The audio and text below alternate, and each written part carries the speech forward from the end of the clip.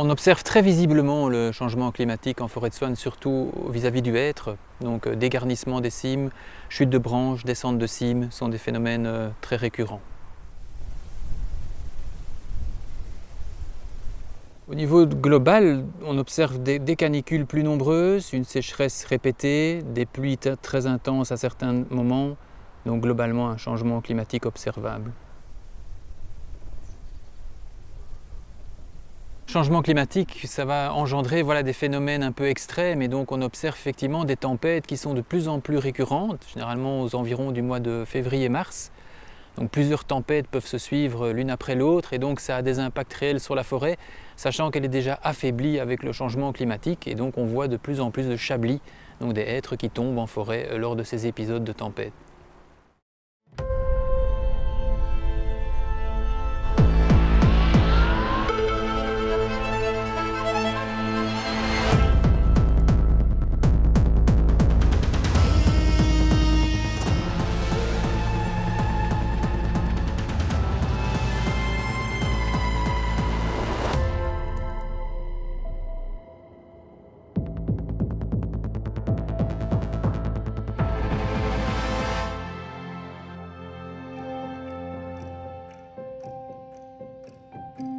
Bonjour, je m'appelle Étienne Houlotte et je suis ingénieur agronome de formation. Je suis responsable du développement de la nature et de l'agriculture pour la région bruxelloise. Mes hobbies sont vraiment orientés nature, aussi bien au niveau du sport, vélo, randonnée, que conservation pure et dure de la nature, puisque je suis conservateur d'une réserve en région wallonne.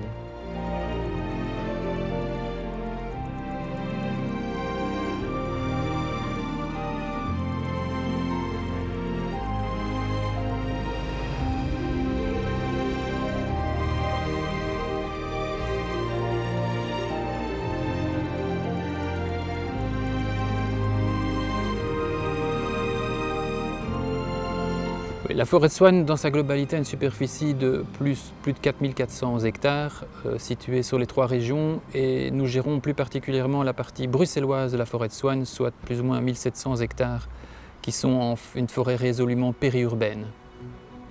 La forêt de Swan est largement dominée par le hêtre, plus ou moins 65% de couverture. Ensuite, on trouve un habitat type chêne charmé, donc plus ou moins 15%. Et puis vous avez des habitats qui sont plus liés au milieu humide. On parle de mégafourbiers, on parle de plans d'eau. C'est principalement les 3 grands habitats qu'on trouve en forêt.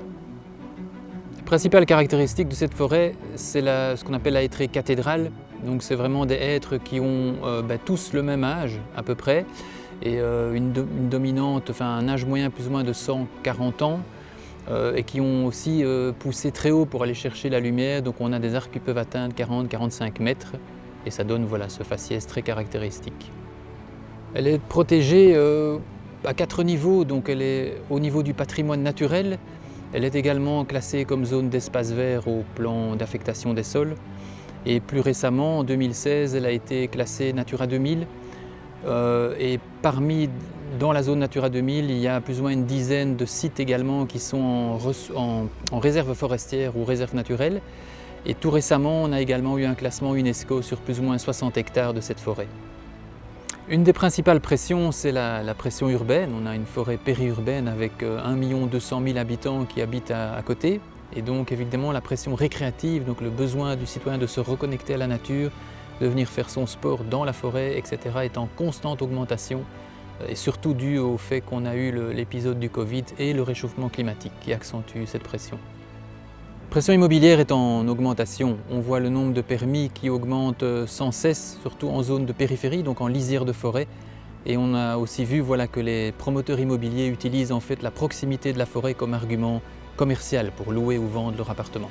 La pression est essentiellement liée à la mobilité. On est au cœur de la Belgique et donc le transit, tout passe par Bruxelles. Donc on a 2 axes qui coupent la forêt de Soigne en 4 morceaux et donc qui sont très fréquentés et donc ça occasionne effectivement des bruits, des nuisances très fortes au niveau sonore et également lumineuse, pollution lumineuse qui est très nuisible pour certaines espèces dont les chauves-souris.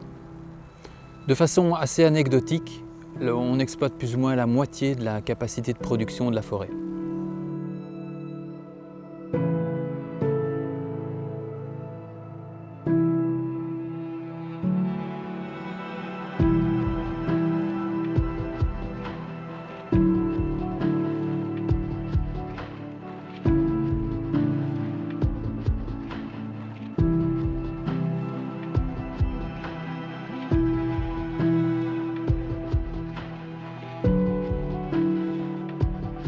L'étude qu'on avait commandée montre qu'à l'horizon 2100, on peut s'attendre à une évolution de la température annuelle de plus 2,5 degrés si on prend des mesures actives justement pour réduire le changement climatique, ou sinon ça peut être pire.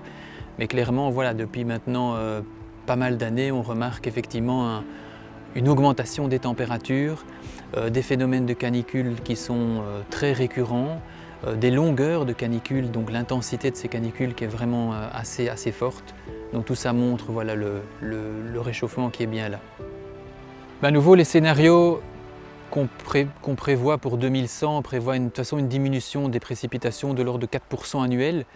Mais ce qui est surtout important, ce n'est pas le pourcentage, c'est l'étalement de ces précipitations tout au long de l'année. Donc on aura durant les mois d'été des précipitations vraiment moins importantes, de l'ordre de moins 15 à moins 20%.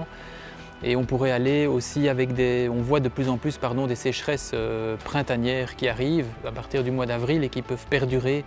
Et donc l'étalement des précipitations est vraiment problématique. Non, il n'est pas régulier, donc au-delà d'une dégression des précipitations qu'on voit au fur et à mesure des années, on a des phénomènes extrêmes, comme en 2021 où on a eu plus de 1100 mm de précipitations avec des inondations corrélées, contrairement à une moyenne annuelle plus ou moins d'un peu plus de 900 mm.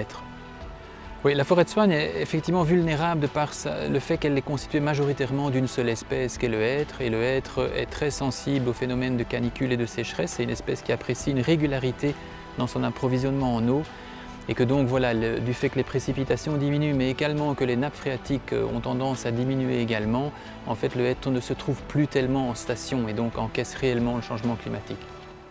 Vulnérabilité liée à la forêt même, donc le hêtre est un arbre, comme on l'a dit, qui peut atteindre des hauteurs de 40-45 mètres et donc il est par définition un peu plus vulnérable évidemment aux phénomènes de tempête, et également lié à la structure du sol. On est sur des sols sablonneux avec une couche assez dure à quelques dizaines de mètres et donc un enracinement assez superficiel, ce qui peut occasionner effectivement et conditionner les chablis.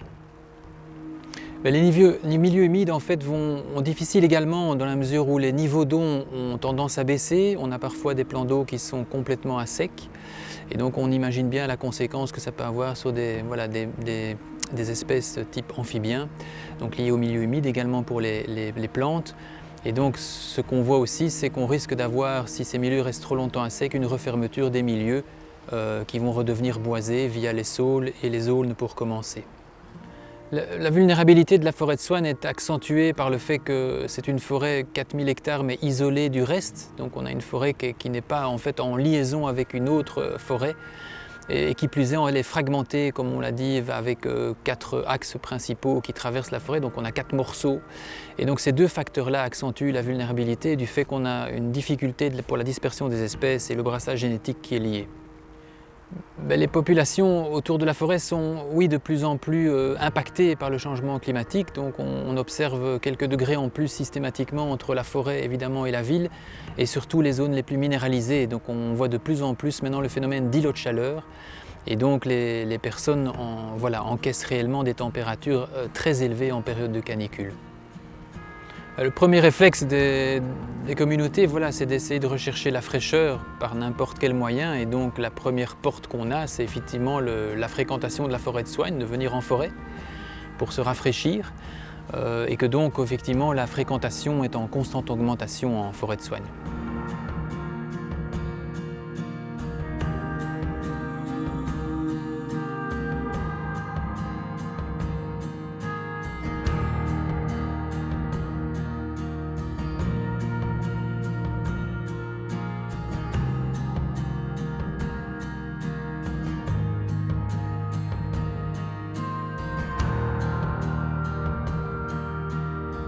We bevinden ons hier bijvoorbeeld in een 200-jarige beukenkathedraal die begint in te storten. We bevinden ons bovendien op een plateau en de beuk gaat het daar als gevolg van de klimaatverandering heel moeilijk krijgen. En we willen dus op bepaalde plaatsen die beuk geleidelijk gaan omvormen naar iets anders dan een beukenbos. Het is de bedoeling om het aandeel beuk tegen 2043 met 10% af te bouwen ten voordele van andere soorten. We willen een meer gemengd bos, we willen ook meer leeftijdscategorieën en we willen een ongelijkvormig bos. Wat we doen, en dat is een trendbreuk met de vorige beheerders, is het vermijden van kaalkappen. We doen dus geen kaalkappen meer. We besteden heel veel aandacht aan het bosmicroklimaat. We werken maximaal met natuurlijke verjonging, maar we brengen ook soorten in die beter bestand zouden moeten zijn tegen de effecten van klimaatverandering, zoals kleinbladige linde, wintereik, haagbeuk en al de begeleiders die daarbij horen, zoals thermofiele soorten als boskers. We gaan proberen maximaal de natuurlijke evolutie te imiteren. Dat wil zeggen dat we met groepjes gaan werken als we verjongen. Celletjes noemen we dat. En die celletjes, dat is het idee van, daar komt verjonging als gevolg van een individuele boom die verdwenen is, die ofwel omgevallen is of die geoogst is. En in die cellen gaan we verschillende soorten mengen om uiteindelijk uit één cel één toekomstboom te krijgen. En dat is degene die dan uiteindelijk mee het bosbeeld gaat bepalen. We proberen heel verstandig met het beheer om te gaan. In tegenstelling tot wat vroeger vaak gebeurde, paste men het bos aan het beheer en wij passen nu het beheer eerder aan het bos. Dat wil zeggen, als er hout wordt geoogst, dat via vaste ruimingspistes wordt afgevoerd, met aandacht voor de bodems die heel speciaal zijn in het Soniewoud. Een ander effect van verstandig bosbeheer is niet meteen altijd windworpbomen willen afvoeren, zoals degene waar ik op zit. We proberen maximaal doodhout te bewaren in het Soniewoud, omdat dat een heel belangrijk ecologische meerwaarde geeft. En dat kadert ook in de doelstellingen van Natura 2000, waar we het aandeel doodhout heel sterk willen laten toenemen. De monitoring gaat ons hopelijk informatie opleveren over hoe het bos reageert op klimaatverandering. En of we al of niet versneld moeten gaan bijsturen en of de beuk, zoals beschreven is in een aantal studies, echt gaat verdwijnen tegen de tijdshorizon van 2100. Gaat de verjonging van de beuk zich aanpassen, fenotypisch? Dat zijn allemaal vragen die we beantwoord willen zien. Mocht er iets fout lopen met de beuk, die nu nog 65% van de oppervlakte inneemt, dan kan het mogelijk snel gaan en moeten we ook snel kunnen reageren op het moment dat de monitoring ons vertelt, er is iets aan de hand.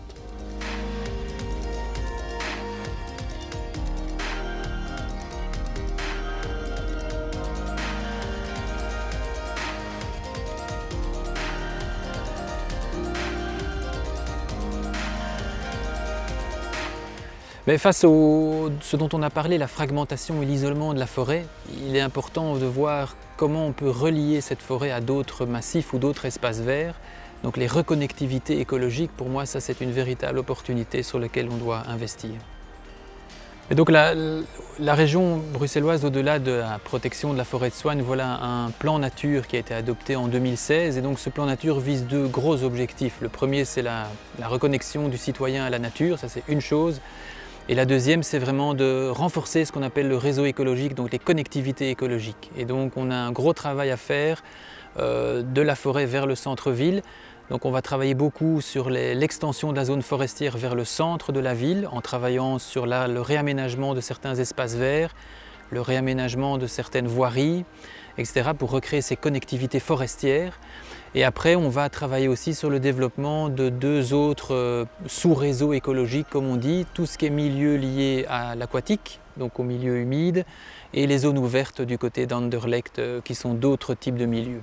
Voilà, les actions de végétalisation et de gestion plus écologique qu'on fait vers le centre-ville, on apporte directement certains bénéfices pour les habitants. On va ainsi pouvoir recréer des espaces de récréation, de bien-être pour les habitants. C'est clair qu'on va permettre de diminuer les effets d'îlots de chaleur au niveau des quartiers fort urbanisés. Et également, on va diminuer tout ce qui est pollution, de l'air notamment. Donc on a résolument beaucoup de bénéfices qui sont amenés avec la végétalisation de la ville. Le principal avantage, c'est la reconnexion en fait, des espaces verts entre eux au niveau bruxellois pour permettre la dispersion des espèces notamment. Et le deuxième gros avantage, c'est de recréer ce qu'on appelle des zones tampons entre la ville et les espaces verts pour atténuer justement les pressions sur ces espaces verts. L'idée, c'est que le plan nature soit porté par d'autres entités, d'autres personnes que Bruxelles Environnement. Et donc on veut essayer de créer des ambassadeurs voilà, au niveau des communes, au niveau des autres administrations. Et donc essayer de faire en sorte que les personnes passent de plus en plus vers une gestion plus écologique et plus différenciée de leurs espaces verts, tout en recréant de nouveaux. Et donc on va avoir voilà, d'autres partenaires dans le futur pour mettre en œuvre ce plan nature. Ne pas démarrer de zéro, s'inspirer surtout de ce que les autres personnes ont fait, les autres gestionnaires d'espaces similaires ont fait. On s'est beaucoup inspiré d'ailleurs de la forêt de la Massane et de leur plan d'action au changement climatique. Pour la démarche d'adaptation, je commencerai par des actions faciles qui sont inspirantes pour d'autres acteurs, comme ça ils pourront les mettre en œuvre aussi, et puis après passer vers les actions plus moyen-long terme.